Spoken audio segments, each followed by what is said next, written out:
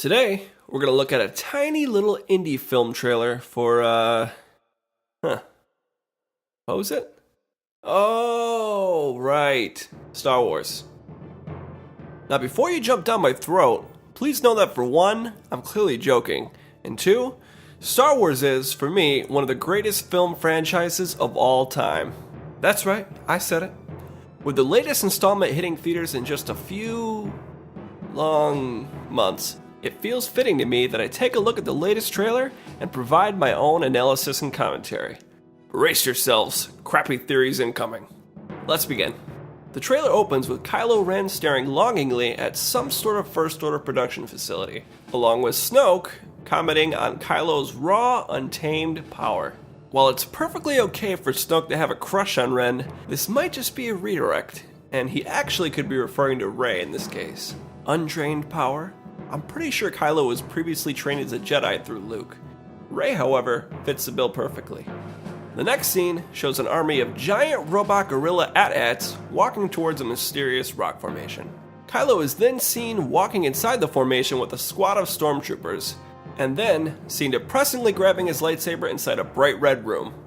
Suddenly, Rey ignites Luke's lightsaber, almost looking confused as to how they actually work. On a side note, notice how there are a lot of blue, bright tones in this shot in comparison to the darker black and red tones in the previous shot with Kylo. That, my friends, is what we call great cinematography. In the next scene, we see a giant rock, and then Rey walks up to Luke and hands him his old lightsaber. Luke stares at Rey looking quite confused, perhaps wondering how the hell she managed to find it floating around in space. Looking like a hobbit, Rey walks inside some sort of giant tree and then starts swinging her lightsaber around. Using the Force and cracking open the ground, Luke stares shockingly as Rey just decides to cause $500 of property damage on his island. Luke then reflects on the fact that he's seen this power only once before, and he wasn't scared of it then, but he is now. Can't really blame the guy though, when Ben Solo just decided to betray and annihilate the entire Jedi Order. Isn't that just lovely? You can just see the look of regret on Rey's face as she realizes that she just flew 6 hours to see a sulking space hermit. The next scene shows angsty Ren slamming his helmet into the wall and then inside of his spaceship spinning like a lunatic towards his mother's ship. You can see the anguish in Adam Driver's performance even though nothing is said, while Carrie Fisher as Leia senses a conflict within her son. Ren gulps as he decides whether or not to kill his mother. Yikes. By the way, something tells me this happens near the beginning of the movie, as I believe the black stripe on his face is sort of like stitches he immediately gets after getting sliced in the face by Rey in The Force Awakens. The Millennium Falcon is seen soaring through some sort of crystal cave, dodging fire from TIE fighters. Chewbacca roars various expletives, while the new franchise toy maker Porg screeches like a dying penguin.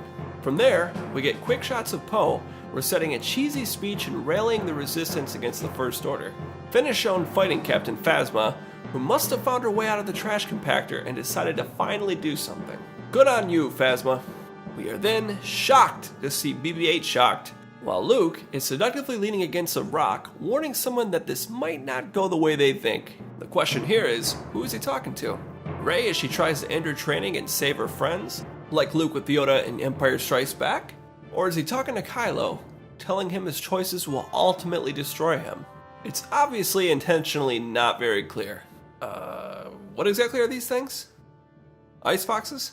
Leia turns her head in her turtleneck cape. Rey is seen diving at a cave pool and then climbing out to a silent Luke, while it looks as if Finn has been taken prisoner at a First Order facility. This is probably the same facility Kylo Ren was staring longingly at. The gorilla AT-ATs are shown again as a battle between the First Order and the Resistance takes place. Snoke is heard telling Rey to fulfill her destiny, using the Force to lift and torture her. Tell me, Snoke, what actually is her destiny? Death? Finally, Rey is shown saying she needs someone to show her where she belongs in all of this, and Kylo Ren reaches out his hand. So, what the heck is happening here? Is Rey turning to the dark side? Has Kylo decided to become one of the good guys again? Are they splicing scenes together to try and intentionally misdirect us? Probably. What I love most about this trailer is the fact that we are shown so much, but given so little. There's a whole lot of stuff happening, but nothing about the plot is really spoiled. It's a type of marketing you don't really come across that often. Normally, it's, here's what happens at the beginning of the movie and everything that leads up to the climax. There's a whole mystery element to Star Wars, and that's what we need more of.